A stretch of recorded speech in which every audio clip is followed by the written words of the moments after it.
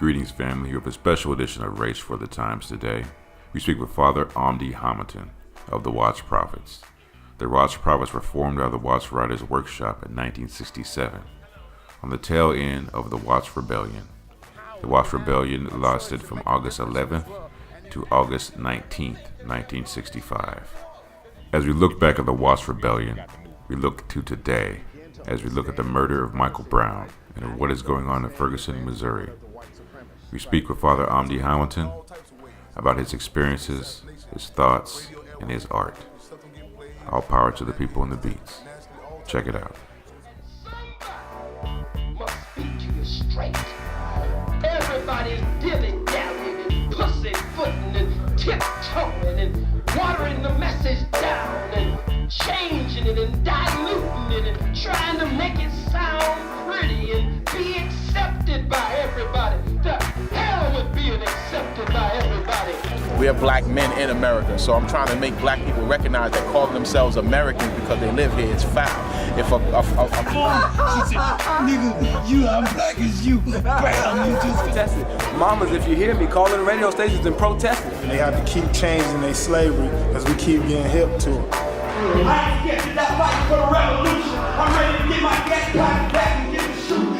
We gotta know they thrive off you listening to the shit. They say, Colin, why don't you lighten up? Isn't that why you were suspended from the Nation of Islam? Why don't you lighten up? God damn it, I can't lighten up. It's time to lighten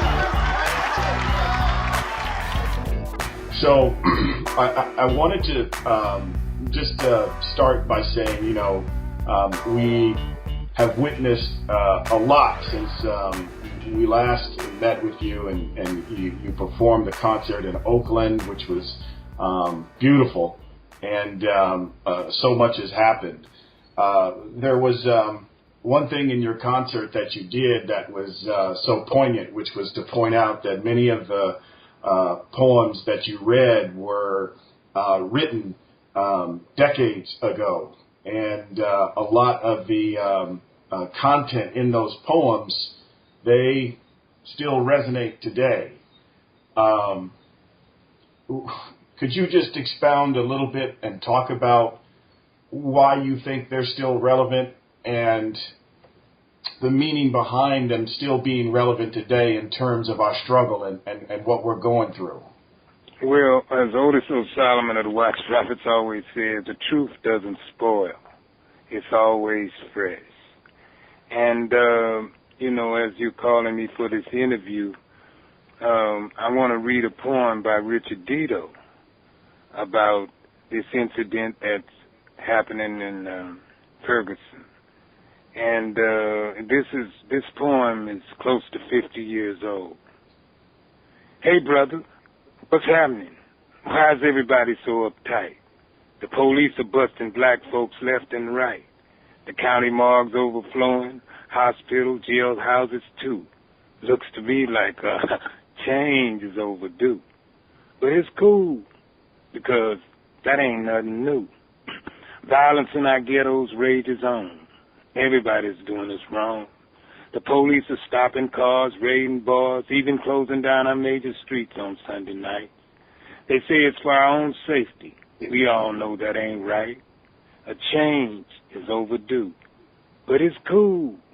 Even that ain't nothing new. I went to the pool hall down by the tracks. Some brothers out back were gambling, arguing, and shooting craps. An argument started, then a fight.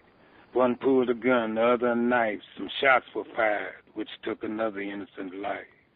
A change is overdue. But it's cool.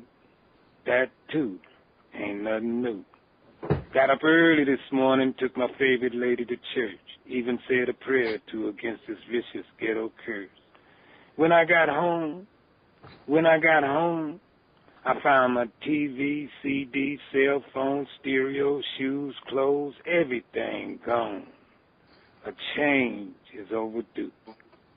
Ghetto life is depressing, yet there's something we can do, which begins with us, me and you. I won't let you change me, but I will if you will too, because I know as well as you that a change is way overdue. Because that ain't cool, which means we must try something new. A change is way overdue. Wow. That's close to 50 years ago. Wow. Can you speak a little bit about the beautiful brother Richard, who wrote that piece and who you worked with and was your partner in the Watch Prophets for so long? Oh, he was a beautiful brother. He came from a Creole background, but he was the blackest Creole I ever met in my life. He was more black than people that were supposedly ultimate black, in the sense of the way they were talking about it in the 60s. But Richard was just a very straightforward guy who wasn't to be played with. He would tell you how he felt no matter what the results of it was. If you didn't want to be, if you didn't want somebody to talk to you and throw the raw meat on the floor, well, that was Richard. He would throw it on the floor, and I worked with him many years. He never changed. He was always the same. He was I think, one of the most prolific writers amongst the Watts Prophets. When we met him, he had volumes of writing. His mother was a writer. And so, as he said in his last interview with you guys, I've been writing for the last 40 years, and I constantly, and gotten very little out of it economically. But in reality, the Watts Prophets were a total success, because our initial goal was to open an area of expression for those with no area of expression. And rap music has opened an area of expression for people all over this earth. So Richard was successful in his, and he was such a creative cat. When he was writing, he didn't get a chance to put out his short stories and his novel and his historical books and his plays. He wrote everything. Wow. And I hope someday that that all of this will be finally published. Yeah. That was Brother Richard. That's beautiful. His saying was, he always said, when you would ask him about being a Creole, he would tell you, the blood of many nations run through my veins, but black is dominant. Yeah. Strong brother right there. Yes, he was. I wanted to ask and get your opinion about something that has been, on Brother Rage in my mind for some time, and it has to do with this idea, or at least what we see in the media and how they treat us. And they don't show the bodies of the soldiers coming home and pulling the caskets off of the planes for the people who are in military service. They won't show the beheadings of these terrorists who will cut off somebody's head. They won't show things that are offensive and abusive. But when it comes to us, they show just the most horrific things in the media. And what do you think that does to us when they do that? And how do you feel about those images being shared and people making comments about them and just. Well, I don't know what we can do about that. I've been watching this for my 74 years of life.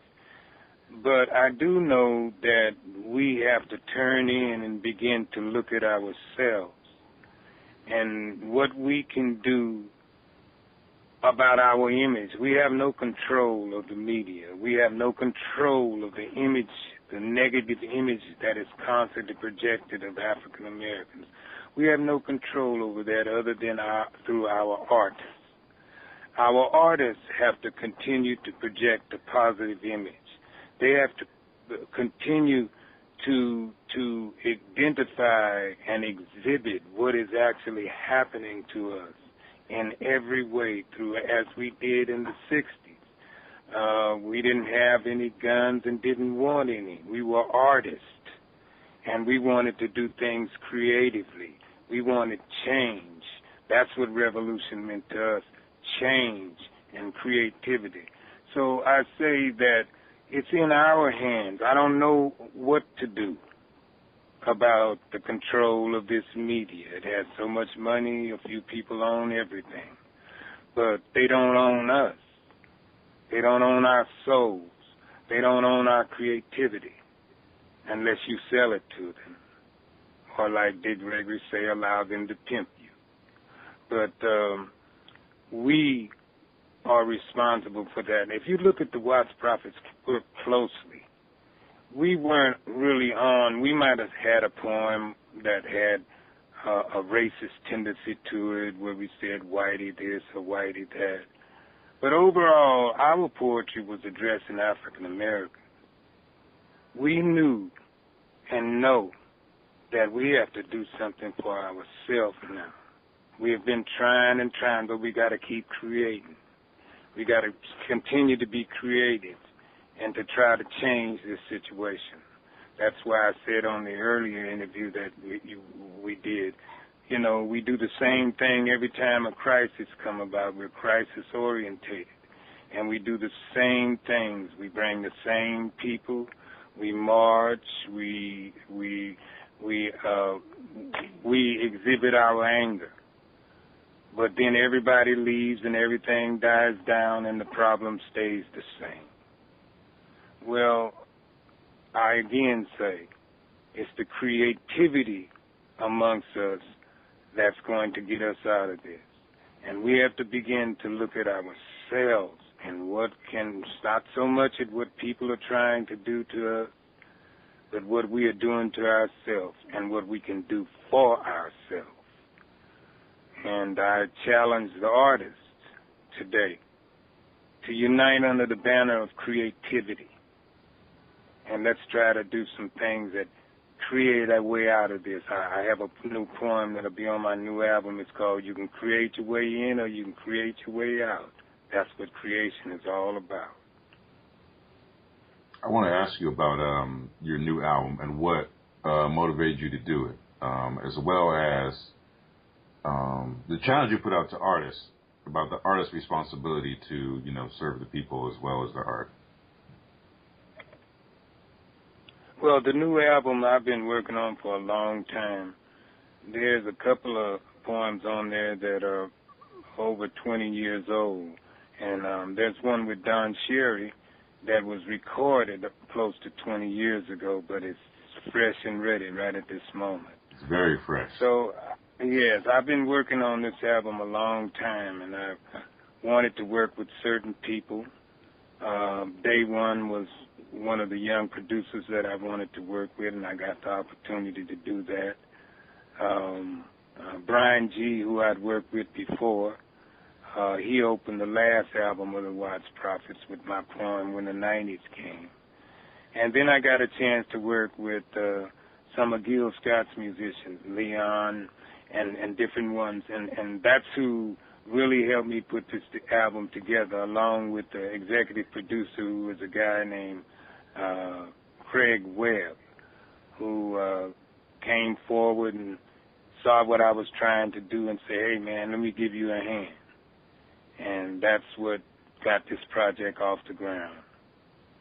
And it should be out in the next 30 days. Right on. Looking forward for it. You heard some little parts of it. I heard some that great, you hear the other day. And folks need to pick it up when it drops. I mean, unfortunately, so many of our great elders and wise artists and culture creators have passed, you know, from Maya Angelou to Baba Amiri Baraka to Richard Diadu, and we have one in our midst who has so much to give, and the album delivers. So, definitely. Well, you know, one thing about those artists that you mentioned, they all do it till they dying day, because that's what they were supposed to do. If you notice that you can't retire them. You couldn't retire Nina Simone whether you gave her a record deal or not. She still was going to sing. You couldn't retire Richard Dodo. You couldn't retire Louis Armstrong or any of the great artists. They're going to go till they can't go no more. Right on, right on. And also, I guess folks need to look forward to Race for the Times documentary that we're putting together. It has Father Amde Hamilton. It has Richard Dodo, his last interview. And so look for that coming. Yes. And thank you guys for all the work that you do, man. Running around this country and running around your community. You know, that's what kind of healed Watts after the Watts riots were the artists. And these are artists that you don't hear about. You hear about the ones that, like the Watts Prophets, maybe because our name got out a little more. But people like the Bodacious Boogarilla, the Children of Vision, Watts Writers Workshop, Posler, Mafundi Institute, Horace Tabscott. These people in these institutions went around and around. These were all artists. Went around and around that community, healing it, years after the crowds left. Yeah. Healing our children. The children, look at those children there in Ferguson. They're traumatized, man. And they need some way to vent. I can see their little eyes in Watts, after the riots, just wandering, just trying to figure out what's really going on. They could feel it, but they couldn't understand it. And that's what the artist was for. We went around and the different workshops, we opened drama classes, art classes, we did guerrilla theater, we did everything we could. And we didn't always say, why don't they come to our institution? Why don't they come to the Watts Writers Workshop? Why don't you go in the projects as an artist and do what they need? Why do they have to come to you all the time? When is the artist going to go to the people and work with the people and help them develop? I know it's very difficult in the black community. I know it can be dangerous. But there are artists amongst them. I remember how Bobby Holden and the Children of Vision, how clever he would take plays into the black community and into the projects. He would have an army of artists amongst the crowd just to control the thoughts in the crowd. If there was problems in the crowd, there would be artists there to talk and to kind of calm it down, to calm the violence. Though that there was anything that went on out there, because we knew we were going in different neighborhoods with different gangs and but this young boy was such a talented producer that he had all that in his production. The protection of the people without a bunch of security, but there was security. Go ahead. Well, I was just going to say what you're saying is so profound, and I wanted to share with you. Was in the car with my son, and they were talking about the Ferguson situation on the radio, and he's 9 years old, and he asked me, did they kill that? Did they kill that kid? And I said, yes, they killed him. And he said, was he black? I said, yes, he was black. And he said, was the officer white? And I said, yes, he was white. And then he paused for a second. He said, that makes me sad. And then he said, why did they kill him? And I was struggling to answer him. And I gave him an answer that probably wasn't, I said it was, we don't know what was in people's hearts. People do bad stuff. It was something to that effect. And then he paused again. And he said, wait, was he a kid like me? Like, was he a little kid? And I said, no, he was 18. And then he paused and looked out the window. And then he looked back at me and said something like, well, at least he had some life. And it just left me breathless. Yes, our children understand what's happening just a little better now. That's why we have to nourish them and not let them grow up full of hate and all of this hostility. I'm glad you just didn't make it a vicious racial thing, that you tried to make him understand that whoever did that has to be a confused person. And any racist has to be a confused person. Because we are all human beings. Right on. Thank you so much for your words. We do appreciate the time. And we look forward to the album coming out. And hopefully everybody who hears this will support and get it and share it. And we definitely look forward to meeting up with you again and seeing even more of your work hit this planet, because it is so healing and needed in this precious time. Okay, well, again, I challenge the artists to come on, let's declare peace on war with our art. Right on, right on. Artists, it's up to you. You know, you are the culture creators. Let's get it done. We have a lot of work to do. Yes, we do.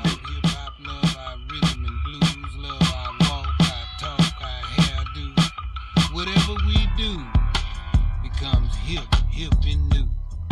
The world just loves what we do. They love our sags. Rise and power, Michael Brown. Clench fist salute and love to the people of Ferguson and Michael Brown's family. Check out more of this type of content at www.raceforthetimes.com.